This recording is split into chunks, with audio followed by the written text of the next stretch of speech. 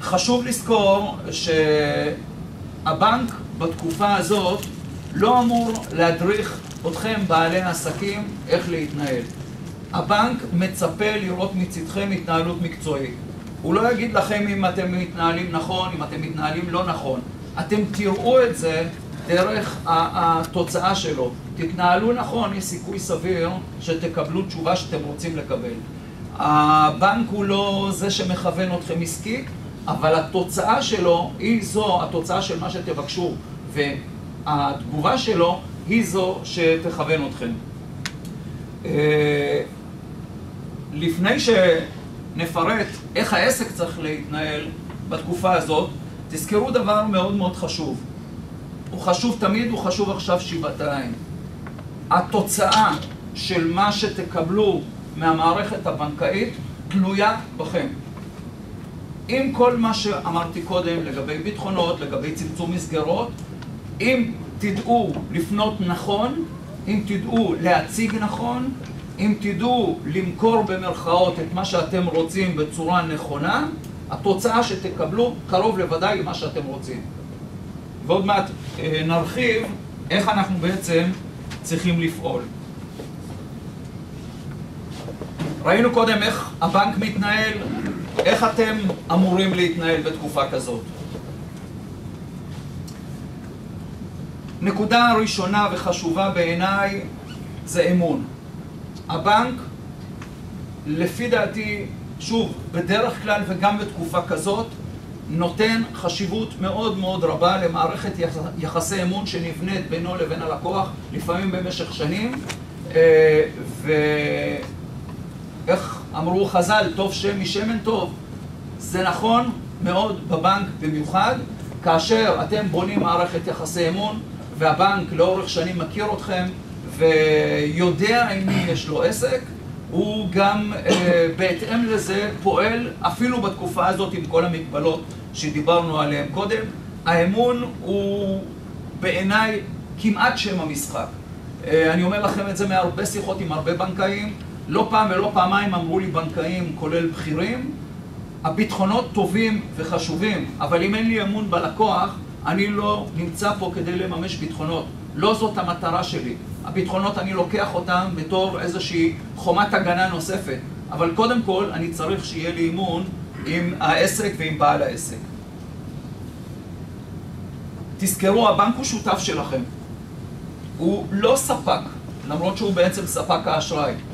אבל אם תתייחסו אליו כשותף עסקי לכל דבר ועניין, יהיה לכם קל להתנהל בכל תקופה, על אחת כמה וכמה בתקופה הזאת.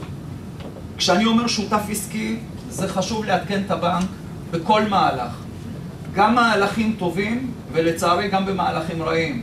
אם אתם מרגישים שהעסק הולך לכיוונים בעייתיים, אל תחכו שהבנק יגלה את זה, לא מהספקים, ולא ממערכת אורות אדומים שהוא משתמש, ולא ממקורות אחרים, כי הרי יש נשמות טובות שתמיד באות ואומרות, תבואו אתם, תגידו למנהל הסניף שלכם, או אפילו תפנו לדרג יותר בכיר, תגידו, יש לי בעיה בעסק, אני מתכוון לפעול כך וכך וכך, תבואו עם תוכנית מסודרת שעוד מעט נדבר עליה, יש סיכוי טוב, במיוחד אם הייתם לקוחות טובים בעבר, יש סיכוי שהבקשה שלכם תיפול על אוזניים קשובות. הבנק חשוב שידע כל צעד בעסק, ותזמו אתם את הדבר הזה, למרות שהיום הבנקים מאוד עם אצבע על הדופק, ומבקשים דוחות באופן שוטף, והוראות בנק ישראל מחייבות אותם פעם בשנה לקבל דוחות כספיים מבוקרים, אבל תזמו אתם את הדברים.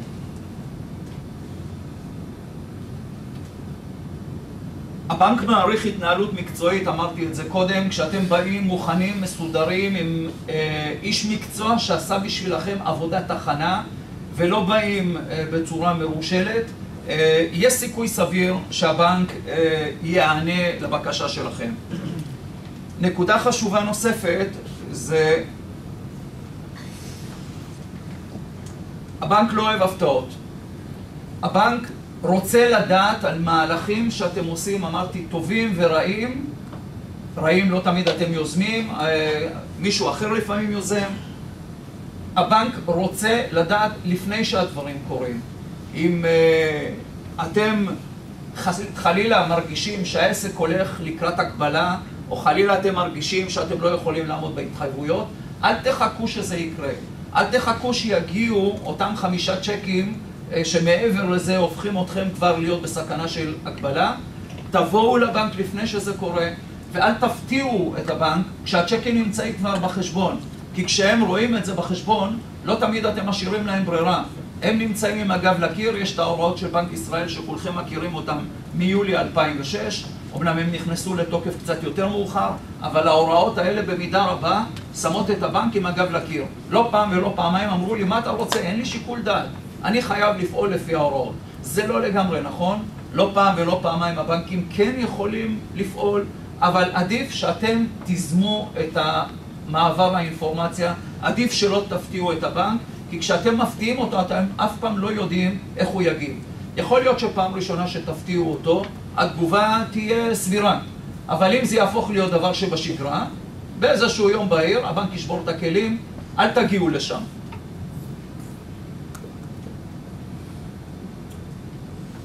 נקודה אחרונה בהקשר הזה, שקשורה למה שאמרתי קודם, יש את האשראי המאושר ויש את האשראי הרשמי. למה אני מתכוון? האשראי המאושר זה בעצם מה שיש לכם במסגרות האשראי. נקבעה מסגרת, חתמתם על מסמכים, פעלתם בתוך המסגרת הרבה מאוד זמן, ופתאום ביום אחד יש תקלה, לא קיבלתם כסף מלקוח, סיבה אחרת, אתם צריכים לחרוג. וקרה והבנק אישר פעם, פעמיים, 3 את אותה חריגה, ואז אתם נמצאים באשראי הרשמי. דהיינו, הייתם לדוגמה עם מסגרת של 100,000 שקל, ופתאום אתם מוצאים את עצמכם ב-110, והבנק כמובן לוחץ ואתם חוזרים לתוך המסגרת, וכעבור שבוע שוב, וכעבור שבועיים שוב.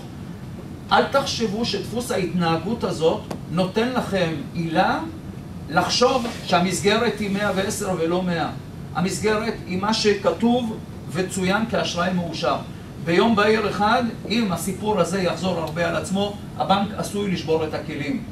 ולא תוכלו לבוא לבית משפט, וזה חוות דעת של משפטנים, לא תוכלו לבוא ולטעון, הבנק אפשר לי לחרוג, ולכן אני הסתמכתי על החריגה הזאת, ובניתי עליה כחלק מהתזרים שלי. האשראי הוא מה שיש במסמכי האשראי שלכם.